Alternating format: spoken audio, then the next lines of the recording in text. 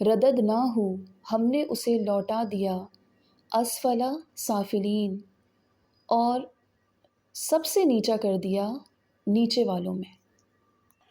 جب اللہ تعالیٰ احسن تقویم فرما رہے ہیں تو اس کا مطلب ہے کہ انسان کو بہترین بناوٹ میں، اس کی شکل و صورت کا حسین ہونا، اس کی عقل، اس کی فطرت پر پیدائش، اور وہ سب کچھ شامل ہے جو کسی حیوان کو حاصل نہیں ہے۔ لیکن پھر اگر وہ اس عقل اور فطرت کے تقاضوں پر عمل نہ کرے بلکہ انسانیت سے اتر کر حیوانیت میں جا گرے، شہوت غالب آ جائے، غضب غالب آ جائے، تو پھر دوسری حیوانی صفات سے مغلوب ہو جائے گا۔ تو اس سے زیادہ نیچا اور ذلیل کوئی نہیں،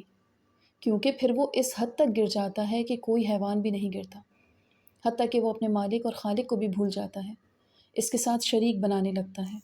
اور زمین میں ایسا فساد برپا کرتا ہے جو کوئی حیوان بھی نہیں